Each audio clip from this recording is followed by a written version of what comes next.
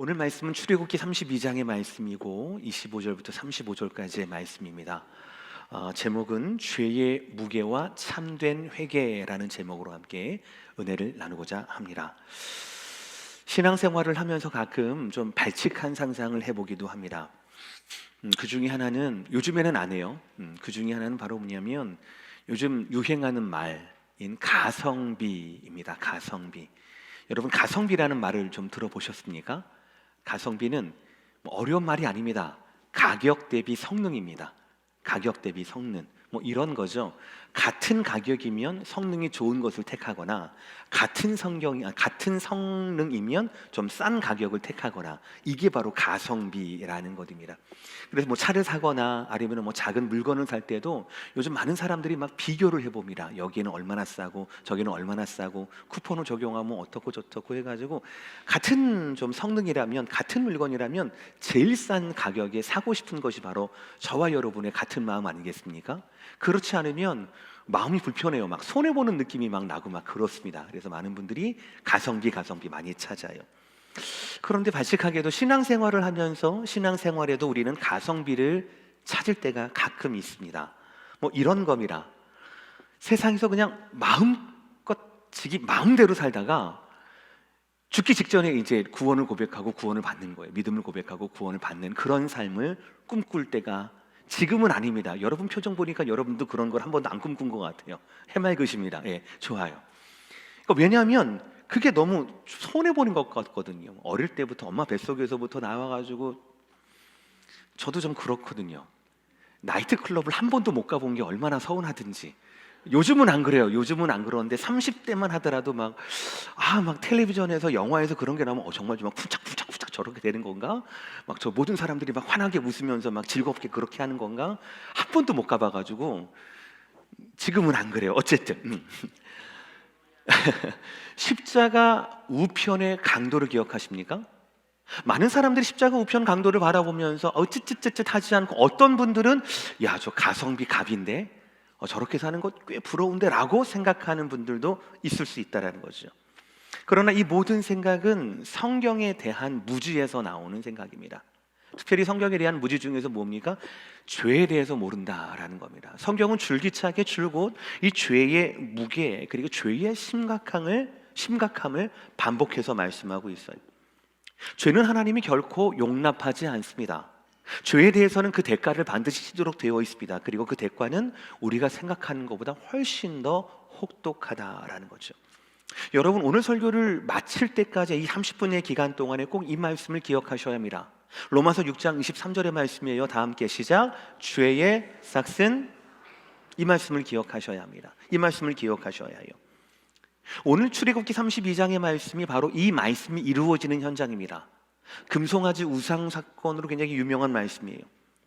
하나님께서 6월절의 기적을 통하여서 이스라엘 백성들을 출애굽시키셨습니다.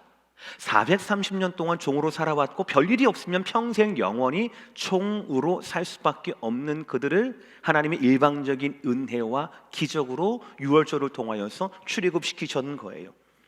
그런데 약속의 땅으로 바로 향하지 않고, 가나안으로 다이렉트로 가지 않고 시내산에 잠깐 머물게 하십니다. 시내산에서 모세만 이끌어서 산 정상에서 하나님과 독대하게 하십니다. 이 모든 것들은 사실 하나님의 분명한 의도가 있는 행동이었다라는 것이죠. 그러나 백성들은 하나님의 의도를 모르지요. 결국 모세는 시내산 정상에서 홀로 하나님을 독대하면서 40일 주야를 잇게 되는데, 산 밑에 백성들은 언제 이 모세가 내려올지, 왜 하나님 모세를 부르셨는지 전혀 모르는 상황 가운데 있게 된 겁니다. 인내심의 한계에 다다른 그들은 아론을 위협합니다. 재촉합니다. 그리고 아론은 어리석은 선택을 합니다. 백성들에게 귀중품을 거둬서 녹입니다. 그래서 금송아지 형상을 만들고 그 금송아지 형상을 향하여서, 야, 이것이 너희를 애굽 땅에서 인도하여 낸 너희의 신이다 라고 선언을 해버려요. 그리고 함께 먹고 마시고 일어나 뛰놀며 통제불능인 그런 상황이 되어버리고 맙니다.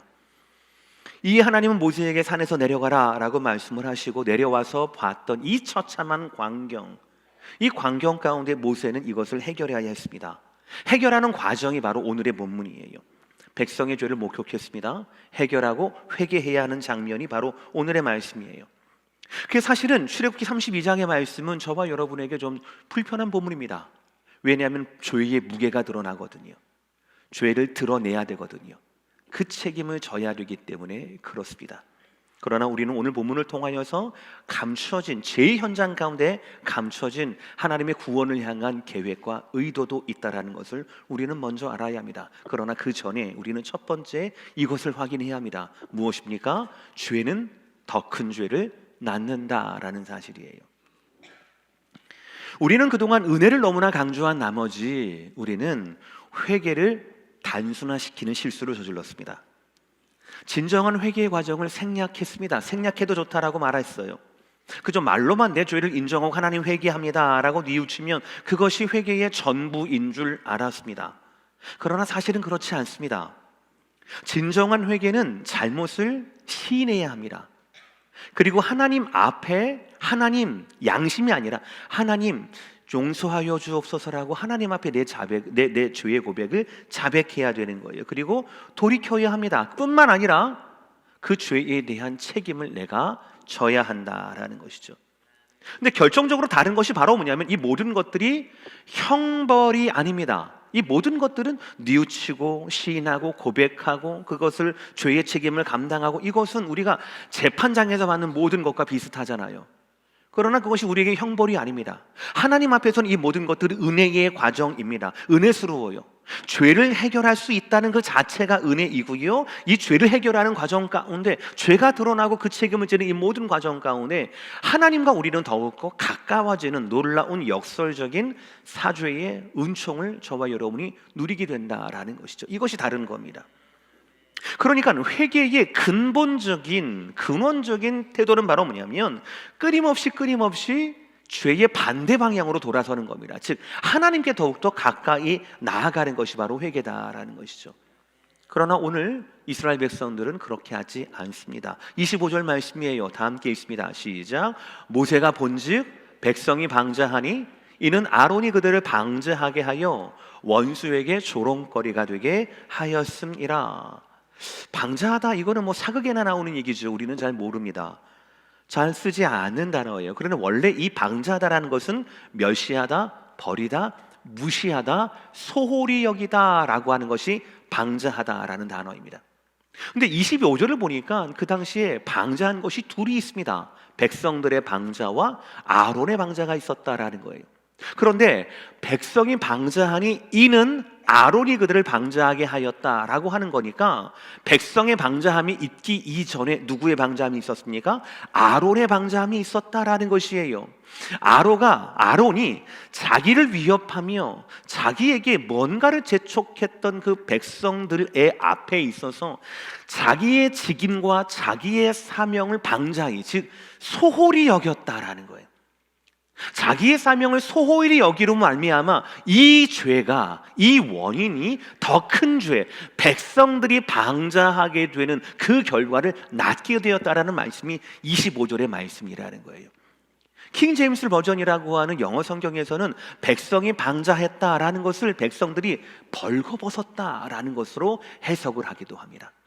왜냐하면 금송아지 곁에서 먹고 마시며 즐기고 그렇게 환락과 타락 가운데 쾌락 가운데 광란의 축제를 벌리는 그들 가운데 고대 근동 아시아에서는 그것이 거의 필연적으로 육체적인 관계, 성적 타락까지 초래했다 이기 때문에 그래요. 아마 그런 의미에서 킹 제임스 버전에서는 백성들이 거기에서 벌거벗고 뛰어놀았다라는 것으로 번역한 것 같습니다. 근데 여러분들 잊지 말아야 할 것은 지금 25절 방자하고 방자한 거 있잖아요. 아론의 방자함이 백성의 방자함으로 작은 죄가 작은 죄가 아니죠. 이 죄가 큰 죄로 번지게 된 거, 이 장면이 사실은 모세가 산에서 내려와서 봤던 첫 장면이 아니다라는 거예요. 모세는 이미 그들 가운데 아론에게조차도 이것이 잘못이다, 이것은 돌아와야 한다, 이거는 회개해야 한다, 이거는 하나님의 범죄야 라고 말했습니다. 돌이켜야 했습니다. 보시면은요 19절을 보시면 그는 산을 내려옵니다. 그리고 이것을 봅니다. 그리고 크게 분노해요. 그리고 20절을 보면은요 모세는 그들이 만든 금송아지 있잖아요, 그걸 다 부셔버립니다. 그리고 가루를 만들어서 백성들에게 먹여요. 너네들이 얼마나 어리석은 짓을 했는지 아느냐라고 먹이는 거예요. 그리고 21절에서 보시면요, 백성을 방자하게 했던 원인이었던 아론 있잖아요. 자기의 형님, 그 아론을 향하여서도 무엇이 잘못되었다라는 것을 분명하게 이야기를 합니다. 그러니까 모세는 할 거를 다 했어요. 그럼에도 불구하고, 돌이키라고 했음에도 불구하고, 무엇이 잘못이라고 얘기했음에도 불구하고 백성들은 25절에서 여전히 방자한 태도를 유지하고 있던 겁니다. 그야말로 통제가 불가능한 상황이 되어버리고 말았습니다. 뭔가 조치를 취하지 않으면 집단적으로 폭동을 일으킬 여지가 충분했다라는 거예요. 그래서 모세는 이렇게 외칩니다. 26절 말씀 다 함께 읽겠습니다. 시작. 누구든지 여호와의 편에 있는 자는 내게로 나아오라. 그래서 오늘 말씀에 대한 두 번째 대지입니다. 죄에 대한 결단은 신속 정확해야 한다라는 것이에요. 다 함께 읽어보겠습니다. 시작. 죄에 대한 결단은 신속 정확해야 합니다. 죄는 더 큰 죄를 낳습니다. 그래서 그 더 큰 죄가 모두를 덮기 전에 우리는 죄에 대해 결단해야 합니다. 해결해야 합니다. 그리고 결단은 신속 정확해야 한다라는 것이죠.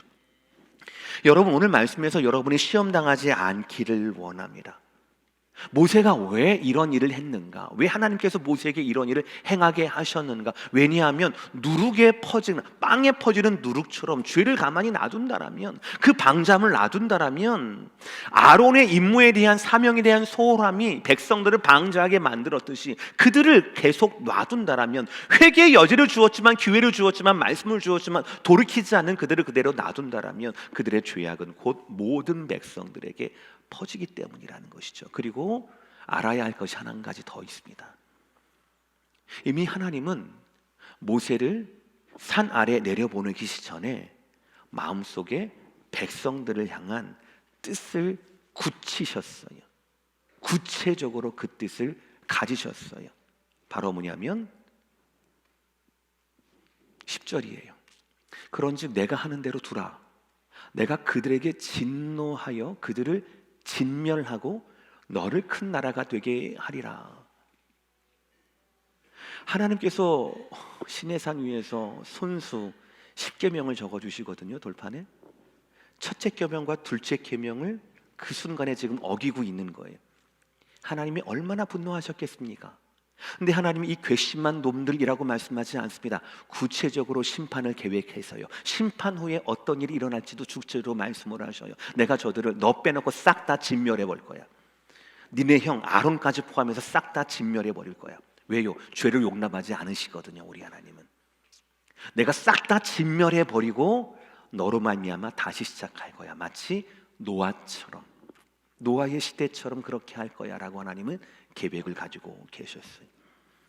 그러니까 모세의 입장에서는요, 백성들의 죄가 멈추지 않는다라면 전부가 죽게 되는 겁니다. 결단하지 않는다라면 다 멸망하게 되는 겁니다. 그러니까 이렇게 얘기하는 겁니다. 누구든지 방자한 백성과 이 죄의 현장 가운데 누구든지 여호와의 편에 있는 자는 내게로 나아오라. 우상 숭배에 참여하지 않았던 자들, 혹은 순간적인 실수와 유혹으로 말미암아 참석했다가 회개한 자들, 그리고 죄를 깨닫고 더 하나님의 곁으로, 하나님 가까이로 나아가고자 하는 그런 믿음과 일말의 신앙이 있는 자들은 다 내게로 나오라. 결국 레위인들이 모두 모세 앞에 나서게 되었고, 하나님께서는 레위인들을 통하여서 아직까지 회개하지 않은 자들, 그 자들을 척살하게 합니다. 그렇게 죽임당한 사람이 3,000명이라는 것이죠. 잊지 마시길 바랍니다. 로마서 6장 23절의 말씀, 죄의 싹은 사망이에요. 우리는 죄의 책임과 그 무게를 알아야 합니다. 아무리 모세라고 하더라도 백성 죽기를 바랬을 리가 없습니다. 레위 자손도 이것을 즐길 리가 없습니다. 그러나 이스라엘 백성 전부가 진멸하지 않으려면, 선택받고 그리고 약속을 받은 이스라엘 백성들이 죄에서 돌이켜 하나님과의 관계를 다시 회복하려면 철저하게 그 죄값을 치르지 않으면 안 되었습니다. 그래서 하나님은 이 죽음의 날을 복된 날이라고, 우리가 이해할 수 없지만 복된 날이라고 이렇게 말씀하는 겁니다. 29절의 말씀 다 함께 시작. 오늘 여호와께 헌신하게 되었느니라. 그가 오늘 너희에게 복을 내리시리라. 생각해 보세요. 이 날이 어떻게 복된 날이 될 수가 있겠습니까? 통제에서 벗어난 방자하게 행했던 이스라엘 백성들의 우상 숭배가 있었습니다. 모세의 엄청난 분노가 있었어요. 수많은 레위인들이 3,000명의 동족들을 죽였습니다. 죽임당한 그 3,000의 이상의 가족들이 흐느낌과 울부짖음이 끊이지 않습니다. 그런데 어떻게 이 날이, 슬픔과 심판의 날이 어떻게 복된 날이 될 수가 있겠냐고요. 다시 말씀을 보세요. 오늘 여호와께 헌신하게 되었느니라. 그가 오늘 너희에게 복을 내리시리라. 여기서 복을 내리는 그 대상은 누구입니까? 이스라엘 전체입니까? 아니면은 나아왔던 레위인들입니까? 나아왔던 누구든지 여호와 편에 설자 내게 설하라고 얘기했던 그 마음 가운데 나왔던 자들이 복의 대상이 되었다라는 사실이죠. 헌신한 자들을 향한 복의 대상이 바로 여기에 선언된 복이라는 거예요. 여기에서 헌신하다라는 말은 바로 뭐냐면요, 정해진 시간과 정해진 분량이 가득 채워진다라는 의미인 겁니다. 컵에 물이 흐를 때까지 가득 채워진다라는 것이 헌신의 의미이고요, 10달 동안 뱃속에 아기를 품고 출산하기 그 직전에 10달의 그 기간 동안에 가득 채워지는 것, 빈틈이 전혀 없는 것, 그것을 헌신하다라는 뜻입니다. 그래서 영어 성경에서는 저것을 거룩하게 구별되다, 그리고 성직에 임명되다라고 해석을 하고 있어요. 그러니까 여러분들, 이 날은 단순히 죄가 판을 치고 죄의 결과로 말미암아 핏빛이 있었던 그 하루가 아니었다라는 거예요. 회개하지 않았던 3,000명이 죽은 날이 아닙니다. 이 날은 하나님의 편에선 레위인들이 나서고 드러난 날이었습니다. 우상 숭배의 분명한 결과를 목도한 날이었습니다. 하나님 앞에 구별된 헌신된 자들이 나온 자리였습니다. 그러니까 이 날은, 이 장면은 죄 때문이 아니라 하나님 때문에 거룩하고 복된 날이라고 선언하신다라는 사실이에요. 그러니 여러분, 죄에 대한 우리의 결단은 신속 정확해야 합니다. 죄가 드러날 때 죄를 덮으면 안 됩니다. 죄를 감추면 안 됩니다. 저는 안 그런데요 라고 말하면 안 되는 거예요. 아론 때문에 그랬는데요, 안 됩니다. 핑계가 안 돼요. 저만 그랬는데요, 다 그랬는데요, 왜 저만 그렇게 합니까? 라고 할 수는 없다라는 거예요. 죄가 드러났다라면, 하나님께서 말씀을 통하여, 감동을 통하여서 우리 마음 가운데 죄를 드러나게 하셨다라고 하면 우리는 그 죄에 대해서 결단해야 합니다. 그것이 퍼져서 내 영혼을 완전히 멸망시키기 전에 하나님의 뜻대로 죄에 대한 용납지 않으시는 그 진멸하시겠다라고 하는 그 뜻이 이루어지기 전에 우리는 죄에 대해서 결단해야 한다라는 사실이지요. 결단하고 우리는 복음적인 회개로 나아가야 한다라는 사실이에요. 세 번째 제시이자 오늘 말씀의 결론입니다. 다 함께 시작. 죄에 대한 가장 잘못된 태도는 죄를 피상적이고 감상적으로 여기는 태도입니다. 팀 켈러 목사님의 말씀을 빌으면 종교적 회개와 복음적 회개를 혼동하는 겁니다. 신자에 관한 얘기예요. 신자에 관한 얘기입니다. 우리 신자는, 성도는 회개를 하긴 하는데 우리의 회개가 종교적인 회개와 복음적인 회개로 나뉘어질 수가 있다라는 말씀을 하셨거든요. 잘 들으십니다. 종교적 회개의 목적은 하나님의 기쁨이 되는 것입니다. 아멘 하실 뻔했죠. 네, 하나님 기쁨이 되는 겁니다. 그러나 그것은 겉으로 드러난 목적입니다. 진짜 목적은 따로 있어요. 그 숨은 진짜 목적은 하나님을 기쁘게 해서 내가 복을 받는 거예요. 하나님 기쁘게 해서 내가 기도 응답을 받는 겁니다. 여기도 괜찮아요. 그런데 그 다음부터입니다. 이 종교적인 회개는요, 죄를 어떻게 취급하느냐, 죄를 죄로만 보지 않습니다. 결과적 죄만 죄로 봅니다. 결과적 죄만 죄로 봅니다. 그죠? 이 죄에 대해서 유감스럽게 생각을 하는 거예요. 우리는 알아요. 죄는 형벌을 초래한다는 것은 우리는 잘 압니다. 그래서 형벌을 초래하는 이 죄, 그래서 형벌을 피하기 위해서 죄를 해결하는 거예요. 그러니까 종교적 회개를 하는 자들의 이 죄에 대한 태도는 하나님 중심이 아닙니다. 자기 중심입니다. 복을 받기 위해서 벌을 피하기 위한 것이지요. 그리고 그가 하는 회개는, 잘 들으십시오, 최소한의 드러난 죄에 대해서만 회개하는 태도를 갖습니다. 이것이 종교적인 죄의 회개라는 것이죠. 그러나 복음적인 회개는 전혀 다릅니다. 이 죄에 대한 기본 이해가 전혀 다릅니다. 복음에 바로 선 사람은요, 죄에 대해 깔끔합니다. 왜냐하면 죄가 결코 우리를 심판하거나 우리를 정죄하거나 우리를 어떻게 인발부할 수 없다는 걸 우리는 분명히 알거든요. 우리 다 함께 저를 지목하시고요, 다 함께 로마서 8장 1절의 말씀 다 함께 시작. 그러므로 이제 그리스도 예수 안에 있는 자에게는 결코, 이제 아멘 하셔야 돼요. 할렐루야. 그리스도 예수 안에 있는 자에게는 죄가 어떤 모양이든 어떤 규모이든 어떤 정도이든 전혀 우리에게 영향력을 끼칠 수 없다라는 것입니다. 그러니까 본질적으로 우리는 죄와는 상관이 없는 그런 인생과 영혼이라는 거죠. 그럼에도 불구하고 우리는 죄를 혐오합니다. 왜요? 잘 들으세요. 나 때문이 아니라 하나님 때문에요. 하나님 때문에 우리는 죄를 혐오해요. 왜냐하면 하나님의 죄를 미워하시기 때문에 그래요. 그리고 이 죄라고 하는 것은 하나님을 모욕하기 때문에 우리는 죄를 혐오하고 싫어한다라는 것이죠. 그리고 성도의 입장에서 우리를 자꾸 간지르고 우리를 자꾸 자극하는 그 죄라고 하는 것은 무엇입니까? 내가 믿고 있는 이미 해결된 예수 그리스도의 복음을 뚫고 나오고 우리를 유혹하는 거거든요. 그러니까 우리는 내 양심에서 내가 좀 착하게 살아야지 라고 하는 입장에서 죄가 걸리는, 이슈가 되고 걸리는 것이 아니라 바로 예수 그리스도 복음을 뚫고 나에게까지 유혹을 한다고 라고 생각을 하면서 우리의 회개는 양심적인 회개와는, 종교적인 회개와는 달리 복음에서 출발하기 때문에 훨씬 더 깊다라는 것이. 한마디로 복음적인 회개는 하나님 중심적입니다. 죄의 결과 아니라 죄 자체에 대해서 뉘우칩니다. 왜냐하면 예수 그리스도의 죽으심이 바로 이 죄 때문인데 나에게 발견되는 죄의 성과 죄의 쓴뿌리들이 나한테 반가울 리가 없기 때문에 그렇다는 것이죠. 사랑하는 성도 여러분, 여러분의 회개는 어떻습니까? 여러분의 회개는 종교적인 회개입니까? 혹시 여러분의 양심을 달래기 위해서, 혹은 복을 받기 위해서, 아니면 벌을 받기 싫어서 그 필요 때문에 하는 회개에 머물러 있습니까? 아니면 복음의 기초에서 하나님처럼 그 죄 자체를 미워하고 내 안에 남아있는 죄의 흔적들을 뉘우치며 더 거룩하게 살기 위해서 적극적으로 죄라는 존재와 더불어서 싸우는 그런 복음적 회개를 행하고 계십니까?